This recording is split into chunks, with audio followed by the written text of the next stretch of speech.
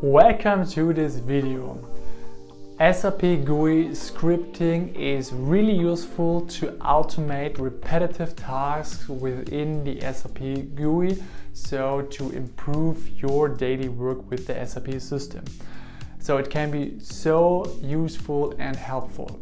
And in this video I would like to give you 10 useful tips in SAP GUI scripting.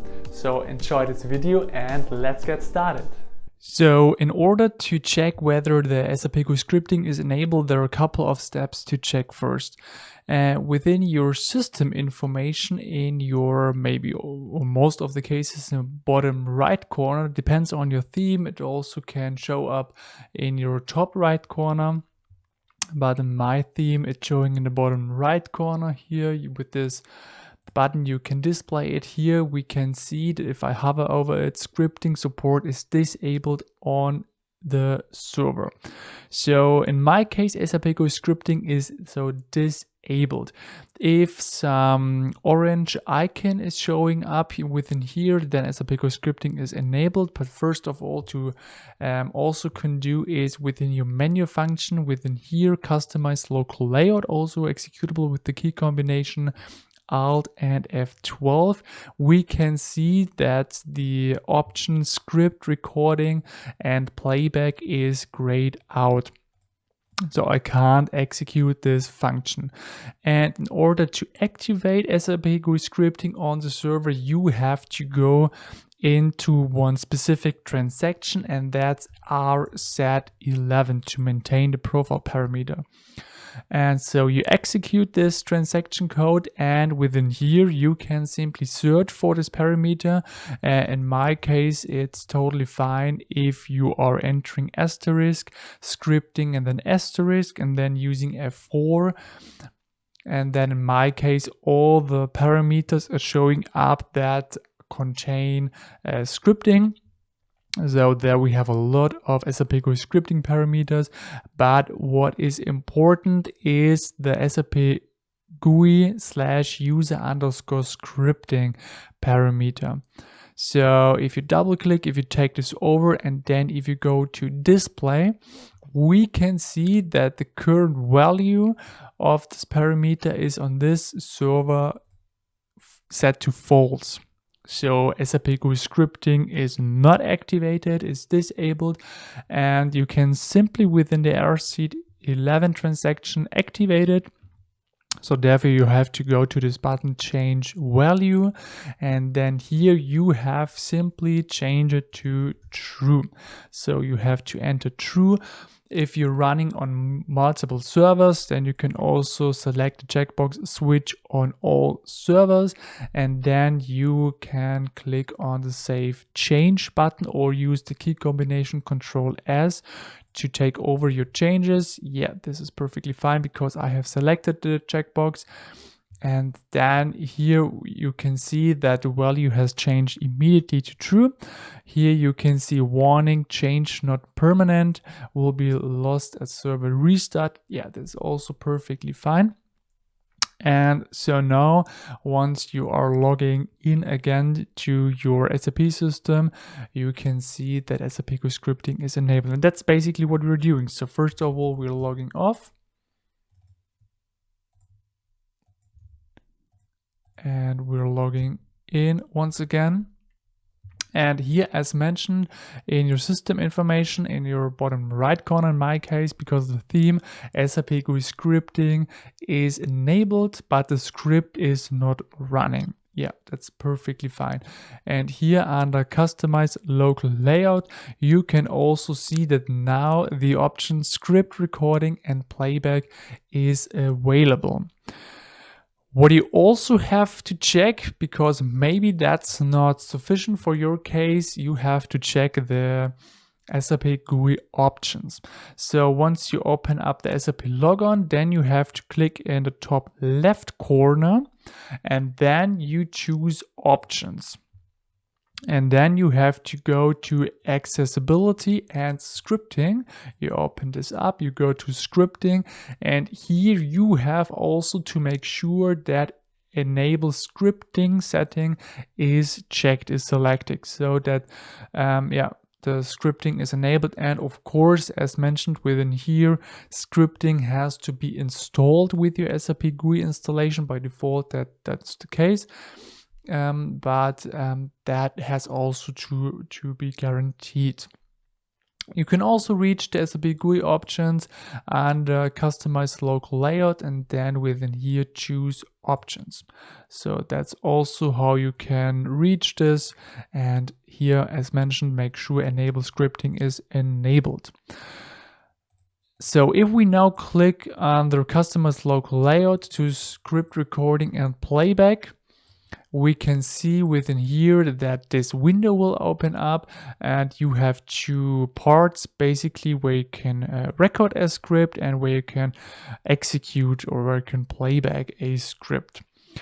And here you can have multiple buttons available. You can record a script, and then a script file specified on this path will be created, and then you can stop the script, and within here you can execute the script mentioned within this path.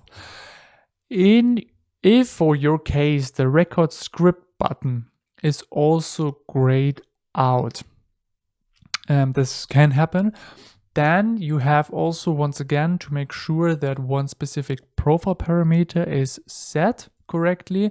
Once again, we go to rset11, just search for asterisk scripting asterisk F4, because here is one profile parameter, SAP GUI /user_scripting_disable_recording, and this profile parameter basically disables the record button. And if it's for your case set to true, then your record button will be disabled. So you have to make sure that your button is set to false, that it's not disabled.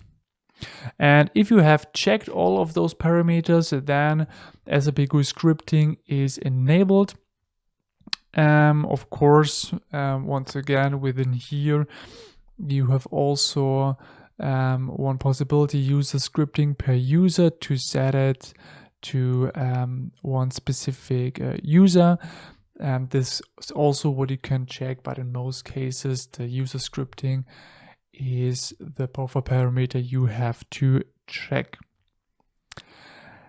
Then if you are executing SAP GUI script, you will see this in a couple of seconds, then in most cases a pop-up will occur, so will come up. So warning you that a script will be executed. In some cases, depending on your script, if you're accessing also the SAP server, you will get a second pop-up after that. And you can disable also those pop-ups once again in the SAP GUI options. So either in the top left corner in your SAP logon, then options, or on the customer's local layout and then options. Within, once again, accessibility and scripting, and then scripting. Here you have two options. Here, first of all, notify when a script attaches to SAP GUI, and the second one, notify when a script opens a connection. And if you would like to disable those pop-ups, then you can just remove the selection, remove those checkboxes, click on apply, and then you won't see those pop-ups anymore. They can be, of course, kind of like useful, because you will be informed, you will be warned that a script is executed, but in most cases I think you are sure that you execute a script, so you don't need this warning. So for me, in most cases, it's kind of like annoying, but depending on you, you can also leave those settings in and be informed and warned about execution. So let's create our SAP GUI scripting, and to do this you have to go to customize local layout, script recording and playback. And within here, first of all, you have to specify your file that you would like to save your coding to. So your basically your directory, the name of your VBS file with the ending .vbs. You can also click on browse to specify the directory with your Windows Explorer, but here that's perfectly fine. And then basically you click on the record script button. And now, as you might have recognized in the system information bar, there you will see the message that now the script is running. So every action you're now making will be recorded. So in this case, I just would like to show you how you can export SAP data into Excel to automate this. So therefore we're going into the data browser. So we're going into the command field, entering the transaction code SE16. And because we are on the start menu, just entering the transaction code is normally perfectly fine. But I recommend to put the prefix /n up front, because you are maybe in another transaction and execute your SAP GUI scripting, and then without the prefix /n you won't reach your transaction. So therefore just simply put the /n prefix up front, and then you're perfectly fine. So hit enter, entering a table containing demo data of flights. So that's also fine. I enter the LH carrier ID. I execute the selection, and then as mentioned, I would like to export it to Excel. If you are within here, so if you click on the search help for the directory, then not a pop-up of SAP GUI will open up instead of Windows. And unfortunately, all your actions within the Windows directory are not recorded. So you have to make sure to maybe enter your directory by heart, or of course you can also search for your directory in the Windows help and then using this directory within here, but all your actions in the Windows directory won't be recorded. So here you enter your file name, in this case export.excel. And then you have basically some options to generate, to create a new file. If, for example, in my case, this file already exists, then this can't be used, and then you have to click on the replace. So replace this existing file. Be careful, because I have now clicked on the generate button. This will be recorded, so please make sure that you just do those steps you would like to record. So normally just click on the replace button, but just I wanted to show you this. I click on the replace button, and then within here the Excel file has been created, the SAP data has been exported, and now I would like to end recording my script. And therefore I once again go into the pop-up record and playback. And within here you just simply click on the button stop recording. Now you have stopped the recording.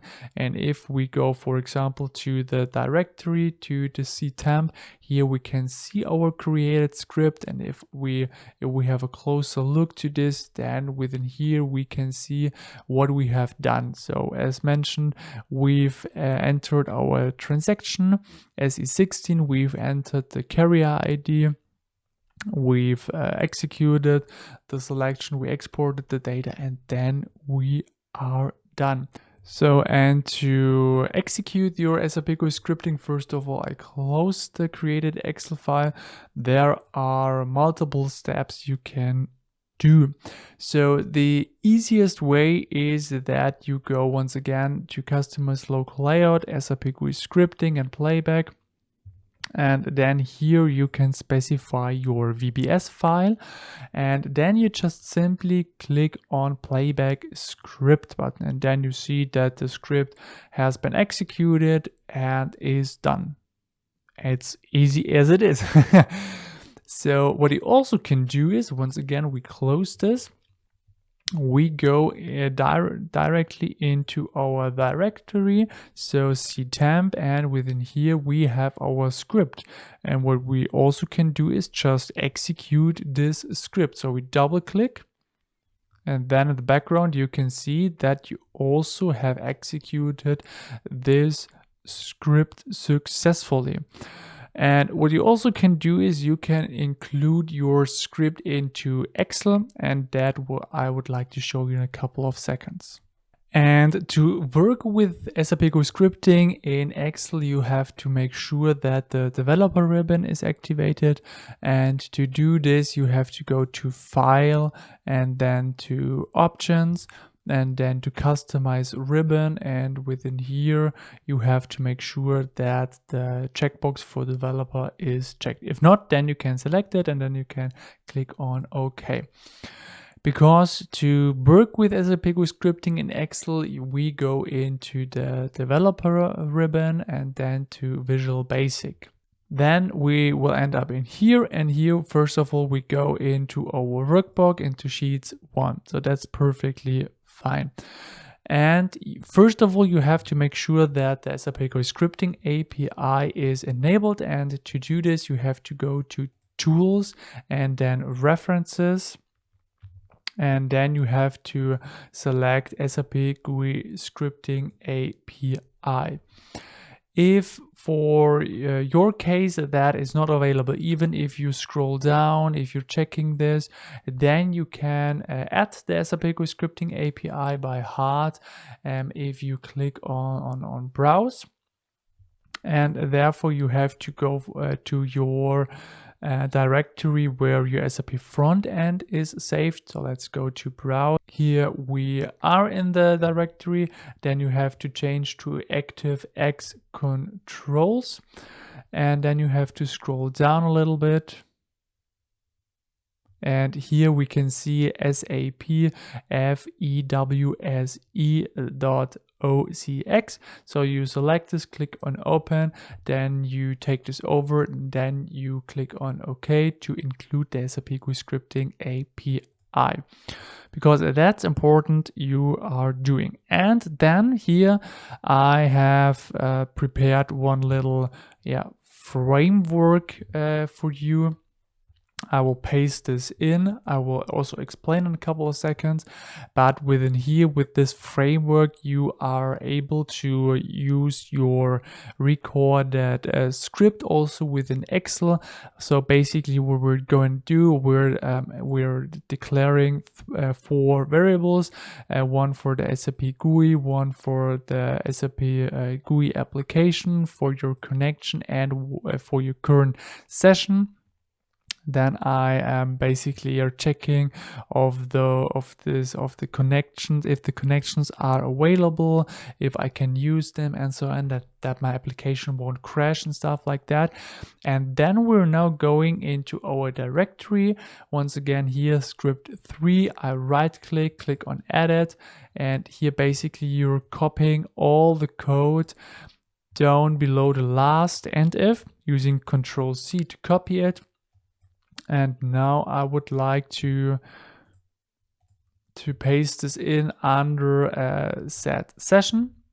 So, and then I will format a little bit so to have it down here, and then that's perfectly fine. So then that's all. I will save this. If you save this, then it's important that the type is Excel macro enabled, so that your macro basically can be executed. Then you click on save, that's perfectly fine.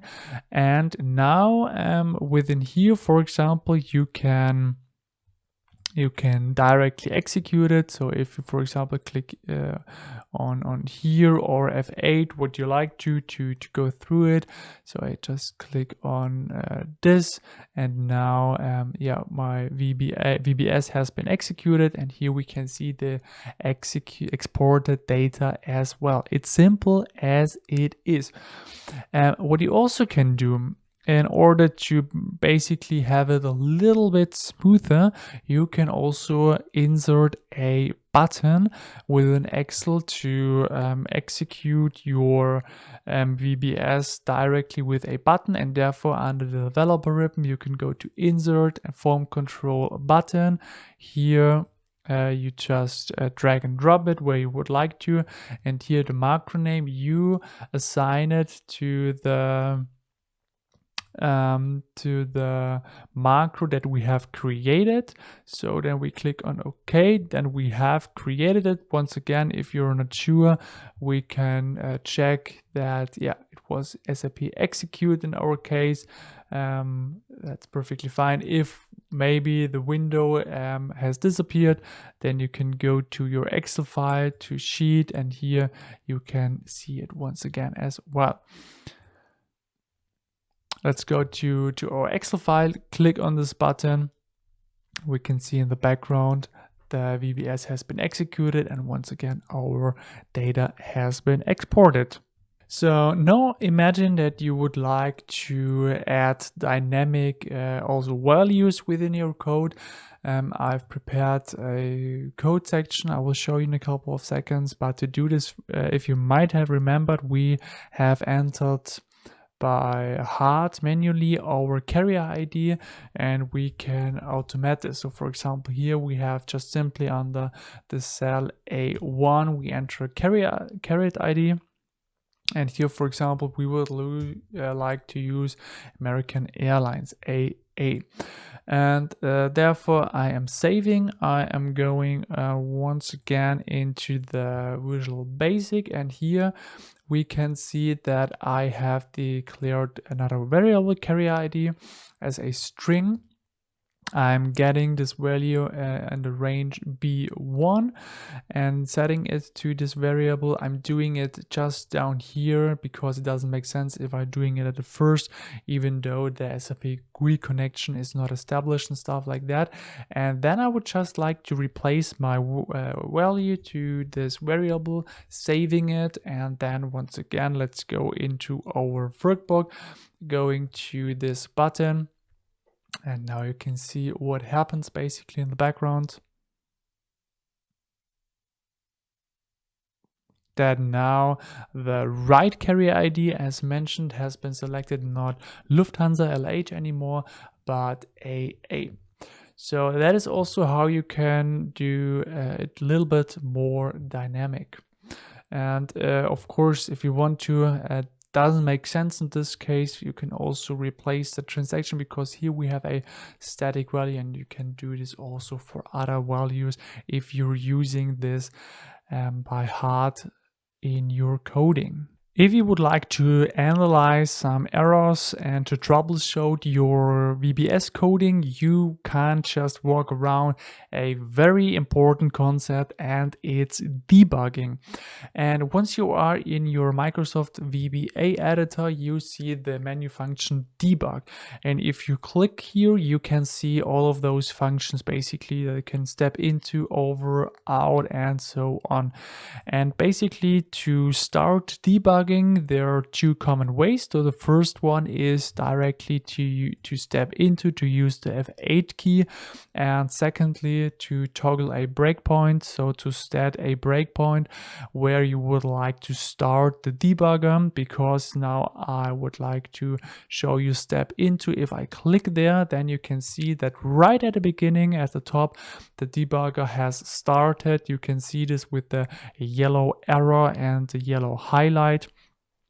And yeah, I'm always starting at the beginning, and now you're going at every statement with F8 over.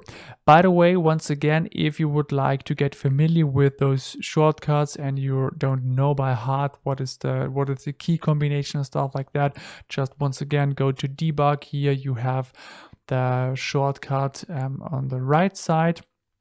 And once again, if you would like to step into, so every statement will be executed and you will also step into a function, you can use the step into. If you just would like to step over also the functions you don't want to step into, then you can use step over. If you have stepped into and you would like to step out and you don't want to see all of the statements within a function, for example, you can use step out. And if you would like to run to the cursor, then you can use this as well. But in my case, I'm using F8, going through all of those statements, and you can analyze them within here, seeing what happens and so on. So debugging is really important, and now we can see that our coding has been executed and run successfully. So I can close this once again for a second. Also, what you can do is if you set the cursor to one line and then you go to debug and then toggle breakpoint, you can see that there is no a breakpoint. And if you go to run, then you can see not at the top, though the debugger has started, but at your breakpoint. And now you can, with F8, you can go through it to see what happened. So that's perfectly fine. And now we're seeing our exported data. You can add also multiple breakpoints. That's perfectly fine. If you would like to remove a breakpoint, and once again, click within here to toggle it. And that's basically all. What I can really recommend you is to also add a watch window, and to do this you can add this under view and then watch window, because within here you can see this. And once again, going with F8 down there, if you would like to analyze it, just highlight one and then drag and drop it down there to have it here to see what is kind of like the value, to analyze other stuff like that. Also what you can do with a session, so this is also really important. And if you, for example, would like to add other windows, then you can do this within here as well. But here you can see directly what is the value, going with F8 inside. So here it's perfectly fine.